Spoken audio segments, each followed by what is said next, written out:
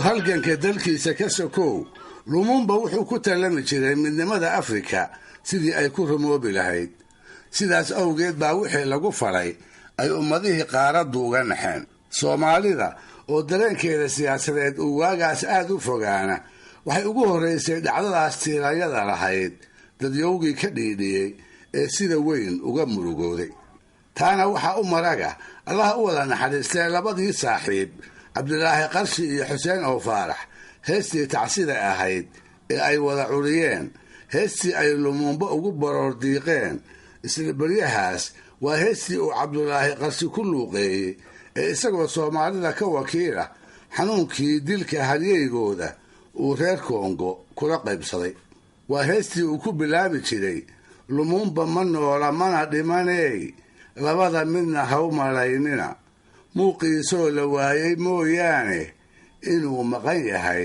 hamoodina Lumumba ma noola mana dhimanay labada midna ha u malaynina muuqiisoo la waayay mooyaane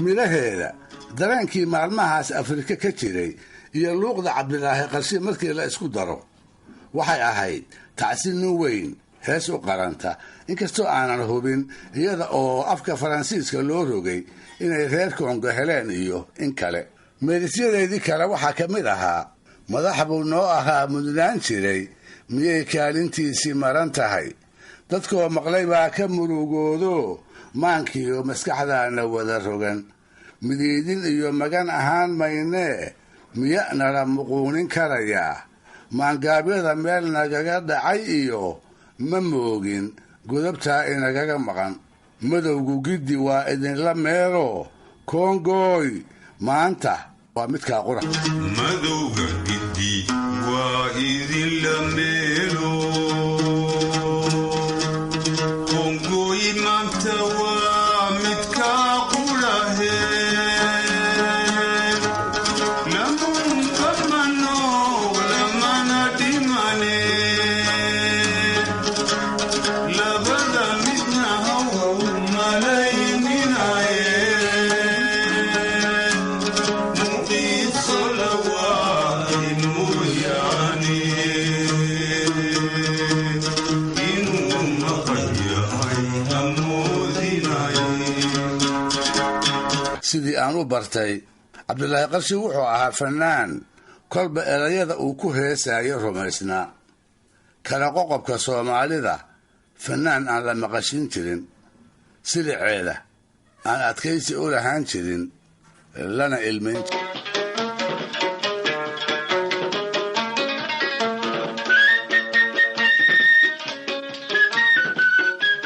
dhegaystayaal gabyaagu kolka uu qof dhintay taxamuruga ugu barooranayo wuxuu taxaa wanaagii lagu yiqiin wixii uu bulshaweynta ugu tooraa iyo guud ahaan tilmaamaha wanaagsan ee inuu lahaa lagu malaynayo kuwaasoo in loogu walbahaaro uu ku mutaystay had iyo jeer tilmaamahaas iyaga ah ee ruuxa geeriyooday loogu baroortaay waa inay ahaadaan kuwo dadka iyo degaanka uu ka baxay ay qadariyaan oo kii lehna loogu bogo kii aan lahaynna lagu daraabo taasna wax aan ku tusaaleeyo waxa ila habboon gabay Allaha u naxariistay uu tiriyey gabyaagii Soomaaliyeed ee la oran jiray Cali Jaamac Haabil wuxuu Cali ka mid ahaa magaalada Berbera iyo agagaarkeeda Soomaalidii degi jirtay hilaadana wuxuu noolaa intii u dhaxaysay bartamihii qarnigii 19aad iyo horaanta kii 20aad sanadihii ugu dambeeyay 1880nadii wuxuu ku jiray xeebaha waqooyiga raggii gumaysigii Ingiriiska ku soo dhaweeyay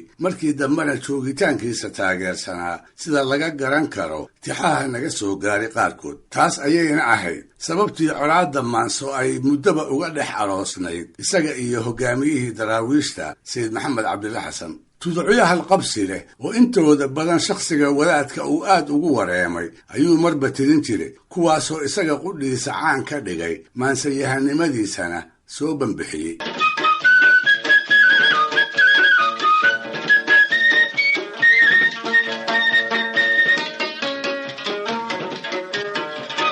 yeelkeede gabayada cali jaamac laga hayo waxaa iila foolaadsan kanaan maanta idinku jalbeebin doono ee aan u haysto maansada soomaalida ee baroordiiqda ku saabsan inuu meel sare kaga jiro. waxaa la yidhi cali oo suuqyadii hore ee barbaraad midkood fadhiya ayaa goor galaba waxaa la soo joogsaday niman uu garanayay saantooduna ay ka soo jeeday dhulka xoola daaqeenka ah ee magaalooyinka sheekh iyo burco u dhexeeya. markaasoo kale waa tan ay soomaalidu iswaraysataay waxay u sheegeen inay adeerkiis xilsi cilmi goolle inuu geeriyooday. wuxuu ahaa war uu aad uga naxay oo haddiiba in eebbe been ka dhigo uu ku ducaystay. ha yeeshee mar walba sidaad adigu rabto kuuma noqotee xilsi dhimay. taana wuxuu cali rumaystay nimankii socotada ahaa markii ay ugu celceliyeen iyaga qudhowduba inay goobjoog u ahaayeen kolkii budda loo dhaadhiciyey iyo kolkii lagaga yimid.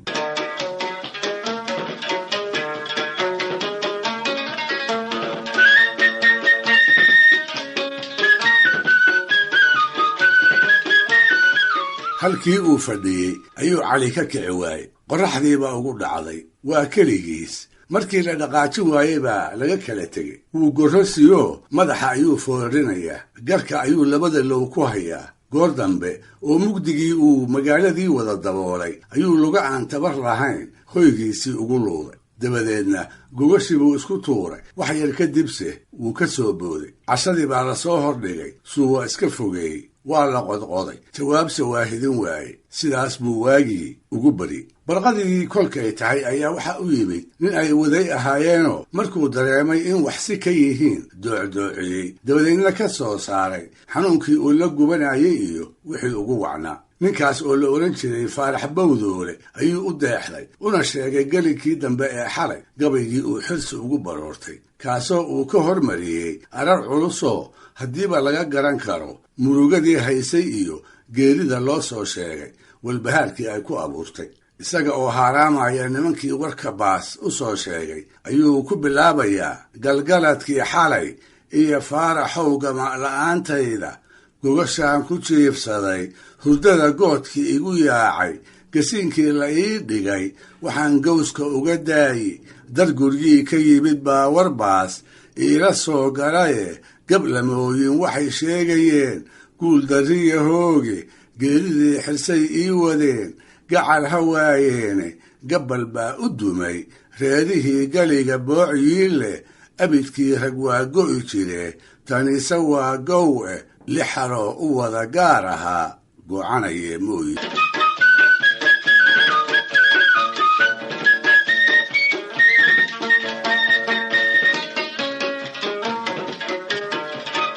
meedisadaas ay ilmadu da'ayso markuu ku arartay ayuu ku xijiyey tilmaamo wacan iyo ammaan qoto dheeroo uu xirsi ku bantookay ayna la ahayd inuu gaar u lahaa.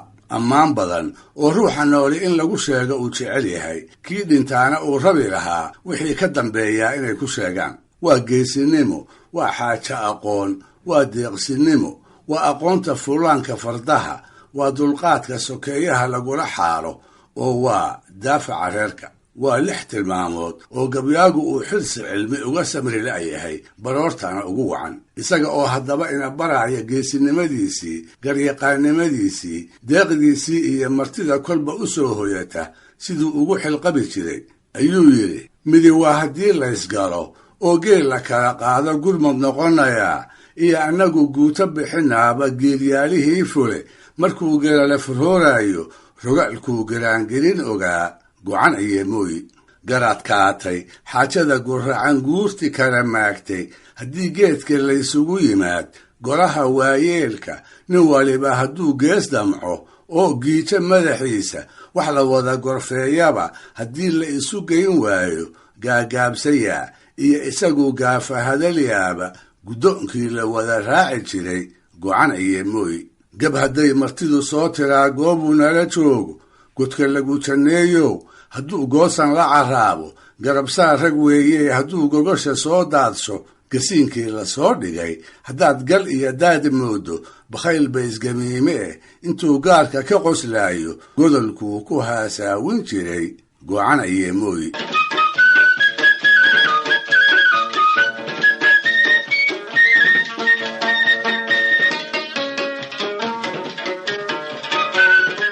kale oo gabayga ka mida ayuu cali inagu barayaa fuulaan fardood maalinta la isugu faano siduu xirsi cid walba uga foori jiray dulqaadkii uu xigaalada u lahaa magaciisii inta dheeraaday meel walba gaaray iyo maantii ay daafaca reerka joogto sidii isaga ay isugu hallayn jireen wuxuu yidhi gugoo da'ay aroosyada haddii gowda laga saaro shir gurmada haddii loo kaco iyo gob iyo reer aada gammaan naaxay heensaha haddii guudka laga saaro waa gelin isdaawade halkii garangar loo joogo gola igu bannaanaa walle garab la'aaneeda gunnaduu ka soo toocin jiray gocanaya mooy gardarrada sokeeyaha rag baa gees biciid u leh gaadiid la dhaanshuu ahaa gibil madiidiiye gurad uuna wada saari jiray gocanaya mooy alla wuxuu golxaal u ahaa gadafkii reeraaye magaciisu waa gudubsanaa gaaliya islaane galbeed iyo baraa laga yiqiin goloskii dheeraaye gaashaan biruu noo ahaa goocanaye mooy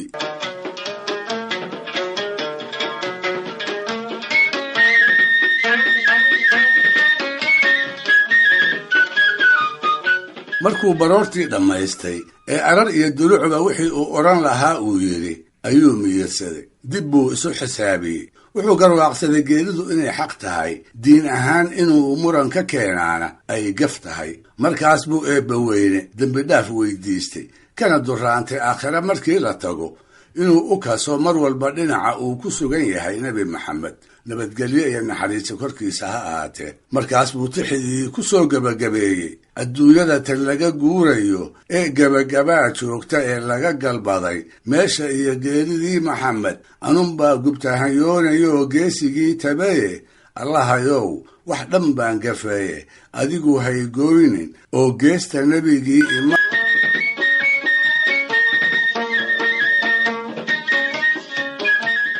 dhegaystayaal wuxuu gabyaagu u baroortaa nin madax ahaayo bulshaweyntii uu ka baxay dhexdeeda magac iyo maamuus dheeri ah ku lahaa markaas oo kale wuxuu soo banbixiyaa dareenka guud ee ku soo kordhay dadka iyo degaanka ay dhimashadu ka dhacday taana aan ku tusaaleeyo suldaan soomaaliyeed oo markuu geeriyooday ay maansayahanada qaarkood gabayo ugu baroorteen waxaan u jeedaa suldaan yuusuf cali oo keenadiid ku magac dheeraa sheekhna ka talin jiray mudug iyo galguduud gobollada aynu hadda u naqaan ayna ku jirto qayb weyn oo ka mid ah xeebaha koofureed ee badweynta hindiya waa ceelhuur iyo garacad deexda u dhaxaysa inta si aanan soo gudbin tixihii markuu dhintay loogu baroor diiqay aan horta idiin dulmaro tabtii uu suldaanka ku noqday iyo sadanadaas 50 sano dhisnayd guuldarradii ay ku soo gabagabowday waxaan joognaa hilaada dhammaadkii 1860 qarnigii 19aad meeshu waa gobolka bari ee baaxadda weyn leh waxaa ka taliya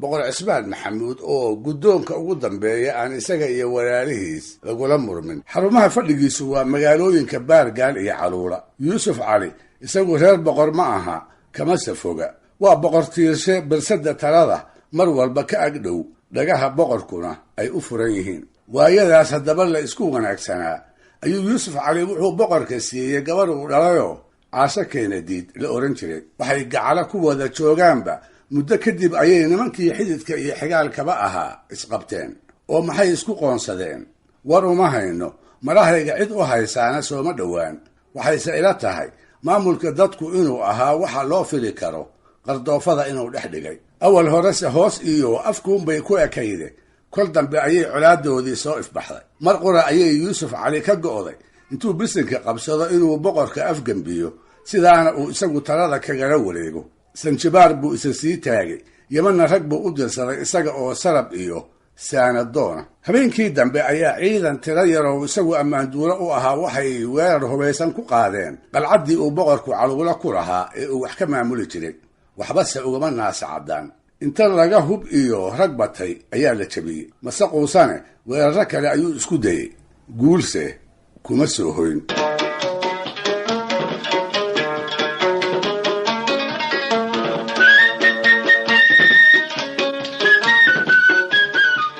yuusuf cali markay taladii reer barigu u soo gacan geli weyday ayuu daraabay wuu toloobay inta la heshiiyey boqorkii uu sodoga iyo adeerkaba u ahaa iskalaba joogine wuxuu dhaar ku maray gegi isu dhow iyo meelo isu ogogletoona in aanay weligood dambe ka soo wada toosin. waxaa ka go'day inuu samaysto sadana u gaara. markaas buu isaga oo doonni ku wataa rag iyo hub qarxa oo markaas aan dhulka Soomaalida laga aqoon wuxuu sahansaday xeebaha badweynta Hindiya meelo ka mid ah. ugu dambaystiina dabayaaqadii 1870-adii qarnigii 19aad ayuu xeebta Hobyood salka dhigay, halkaasoo markaa ka hor ahayd meel loogu soo arooro ceel ku yiilo qoole la oran jiray. odayadii arkay ee aanu aragnay siday sheegeen, Suldaan Yuusuf Cali nin garaad badan buu ahaa. sidaa darteed baa sadanadaas oo uu cidlo ka abuuray ay muddo gaaban taabagal ku noqotay.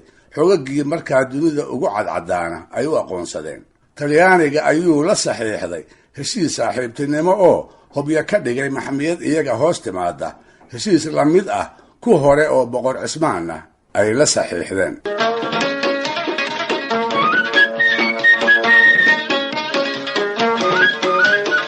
adduunse ma dhami buu dhashay.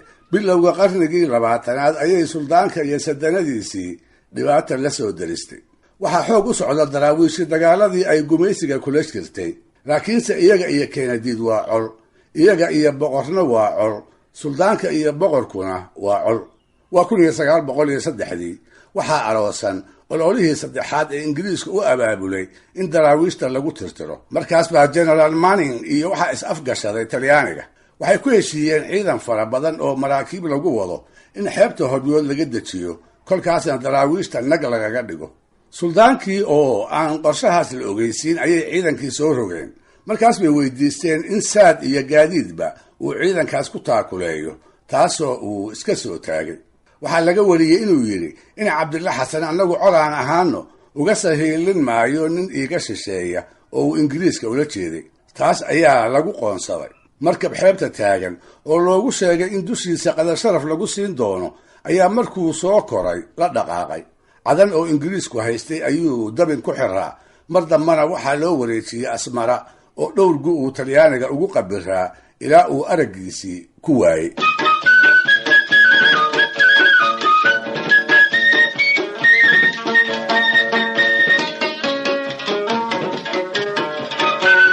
wax kastaba hala soo maray, Suldaan Keenadiid oo xabsiyadii gumaysiga aad ugu silcay, caafimaadna liita, ayuu Talyaanigu Hobyo ku soo celiyey. dabadeedna bishii Sebtembar 1911 ayuu halkaa ku geeriyooday, isaga oo 74 jir ah. curadkiisii Cali Yuusuf la oran jiray ayaa suldaan noqday. dabadeed Janaayo 1920 waa tii la jabiyey daraawiishoo Soomaali loo soo adeegsaday. 5 sano kadibna wacadkii uu labadaba la dhigtay intuu ka baxay ayuu Talyaanigu ku duulay sadanadii Hobyood iyo boqortooyadii bari, iyaga oo weli col ah, iyaga oo weli ku diriraya ayl iyo garacad annagaa leh iyo melihidine annagaa leh. waxaan maqli jiray waraah carbeed oo tiraahda maanta shalay u ekaa.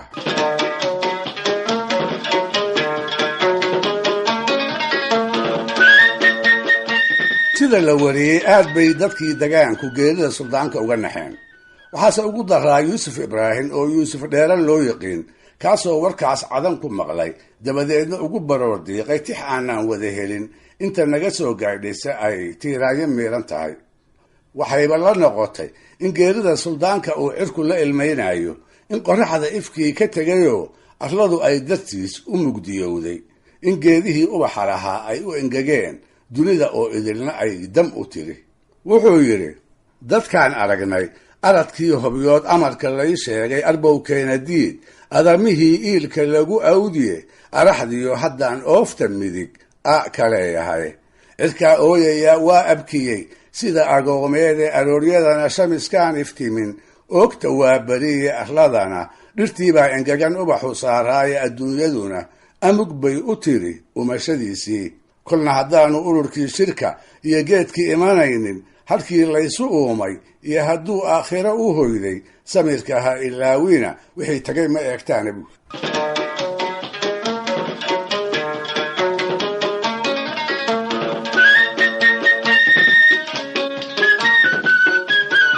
xasan shiil oo gabay aweyti loo yaqiin ayaa isna geeridaas dhab uga murugooday.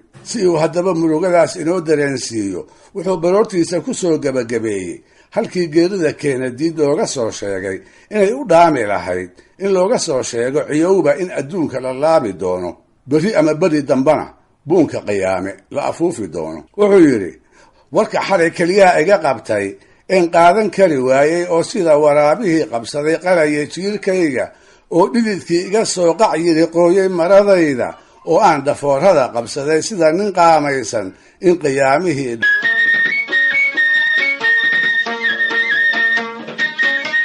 dhegaystayaal sida laga yaabo intiinii ku taxnayd inaad weli xusuusan tihiin barnaamijyadii dhaqanka ee dhowrkii toddobaad ee u dambeeyey aan halkan idinka maqashiiyey waxay ku saabsanaayeen baroordiiqda iyo maansada soomaalida.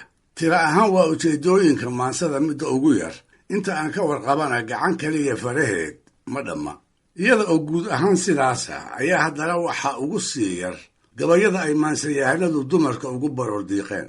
inkastoo suugaamaha kale laga heli karo, haddana lama hayo gabyaa soomaaliyeed oo hooyadii ama ayeydii u baroordiiqay, ku walaashii u baroortayna haba sheegin.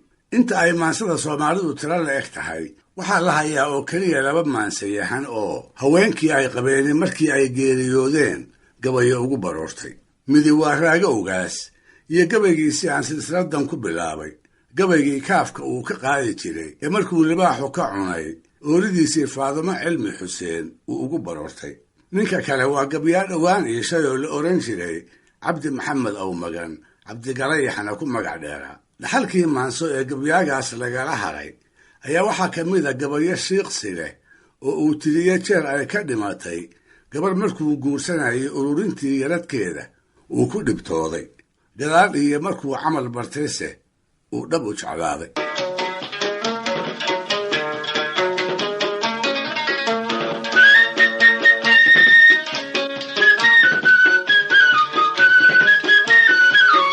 isaga oo ismahadiyey alla ilaahay guur baa kuu hagaagaya ku fara adayg, isaga oo isku bogaadinaya, isaga oo aan cudur ku ogeynoo markii ugu dambaysay ay ladnayd ayay tiya alle sidaad cigaal u timid. wuxuu ku warhelay 7 toddobaad ka hor in lagu soo booday, wax yar kadibna ay dhimatay.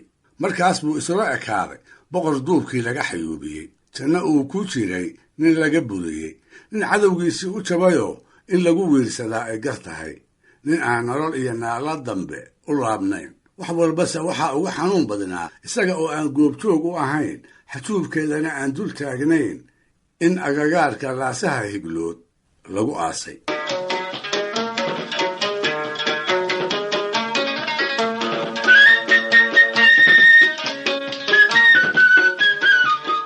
iyada oo garab dheera ayuu ka yara fogaaday reerihii uu martida u ahaa iyo golihii uu xalay ku baryey.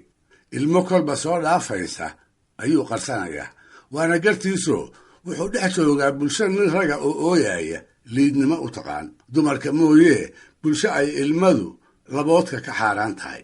si kastaba ha ahaatee, cabbaar kadib baa halkuu fadhiyey waxaa ku soo gaaray rag iyaguna warka maqlayoo inay u tacsiyeeyaan ugu soo kacay. markaasoo kale wixii la oran jiray ayay ku yidhaahdeen, cabdiyow iska samir, sidaad meeshii loo badnaabay u kacdaye bedel khayr qaba allaha kaa siiyo, iyo wax lamid ah. mid ragga ku jiray oo midhaa laga madoobeeyey meeshaas oo kale erayada ku habboon ayaa ku yidhi, cabdow hadday qurux lahayd iyo hadday qiimi lahaydba sidaad dhimatay, dumarna iyada keliya ma ahoo waa 5 qaboo 5 sii daaye, iska ilow. hadalkaas Cabdigalayax kama u jawaabin, nin aan maqlin ayuu iska dhigay, aad buuse u dhibsaday. yeelkeeda raggii tacsida ugu yimid ma uu hoojin, halkii buu ugu mariyey gabay gololka fuul ah, gabay baroordiiqahoo afadii ka dhimatay uu ku ammaanayo, ayna ka muuqato qof ahaan iyo qoys ahaanba geerideeda sida ay ugu naafan doonaan. tabtii Raaga intuu ku soo gabagabeeyo ayuu ku adkaysanayaa gar iyo mar inta xirata haddii meel lasoo wada tubo in aan laga helayn mid sidaad u dhiganta amase u soo dhowaata. wuxuu yidhi, dareenkii dhacay iyo hadalladii duhurka ii yeedhay dubaaqooyinkoodaa wadnuhu ii darooshamaye ninbase doonnidii soo degta yuu dabin u naaftaaye duuddii higlaal lagu ogaa dunyadaydii. damag weeye reerkii baryahan dowladda ahaaye duddadan dhisayiyo ciddii dagalku weynaaday, waa kaa docdeedii bannaan dahablamoodii. qof dabeecad wacan bay ahayd dul iyo miisaane, dayax bayga dhacay maalintii duugta loo qoday ee dadkoo idil durriyaddaannu nahay duudda nebi aadan haddii dooro lay dhaho intii dunida naag joogta wallee inaan da'deed laga helayn dumarka maanta.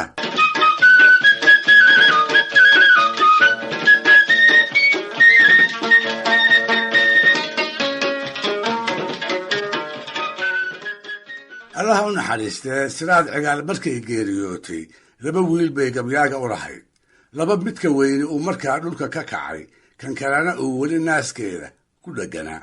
waa rajoobeen, rajannimana kii ku soo koray baa garane waa marka ay dhallaanku silaca ka dhargaane ay ragaasaan. cid kalgacal madaxa ugu saraaxda waa marka ay waayaan. odaygu waa marka hawshii aabbannimo uu tii hooyanimo ku dari waayo ee aayo ama dumar xigta ahi ay nolosha rajada ka arrimiyaan. waa marka qaarka ay hooyadu u nooshahay loo bajiyo lagana sarraysiiyo, taasoo markay weynaadaan habdhaqankooda laga garan karo. markuu haddaba dabin joogaba qaar ka mid ah tixihii uu gabyaagu siraad ugu barooran jiray ayay ka muuqataa geerida hooyadood ka sokow rajannimada carruurtu inay aad u gubaysay.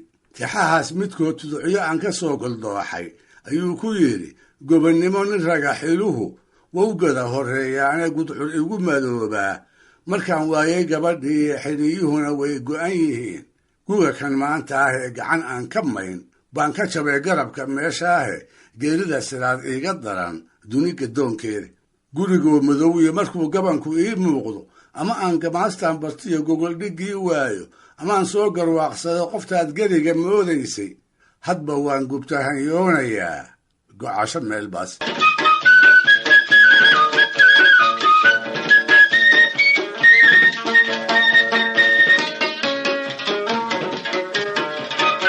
maalin kale sudcaal uu ku maqnaa isaga oo markaa ka soo laabtay ayuu arkay labada wiil kii yaraa oo dabnoolayska ag fadhiya. wax yar oo uu ku durko ayaa ka xigtay inuu ku basbeelo. waa keligiis, bus iyo habaas miiran baa oogadiisii curdanka ahayd wada qariyey. tolow dumarkii uu kaga tegay meeye xaggee bay qabteen oo yaa og. markaas buu hoosta ka ooy oo inta xaggiisa u degdegay bogga iyo beelka gashaday isaga oo boorkii ku yiilay aan dan iyo daarad ka lahayn. tix gaabanoo isaga oo weli xambaarsan uu gabanka ugu tacsiyeynayo hooyadiisna uu ugu barooranayo ayaa waxaa ka mid ahaa siraad dhimatay surubow qoftii saayiqa ahayde midii dhabarka kugu soo siday ya seesha loo qodaye sancadaasna ee baa lahaa sababta maanta. qof kastoo sarreeyaba wad baa sugaya maandhoowe ha yeeshee sursuuraha adduun subaxda waa meele inkastoo sabaankan innaga saxalku noo meeray. seegseeg rag badan baa ku koray silic adduunkaahe dabadeedna sala iibsaday iyo sadarro daaraahe sibay noqon adduunyadu haddaan layna saahibine iska samir ilaahay mar buu saami noo celin.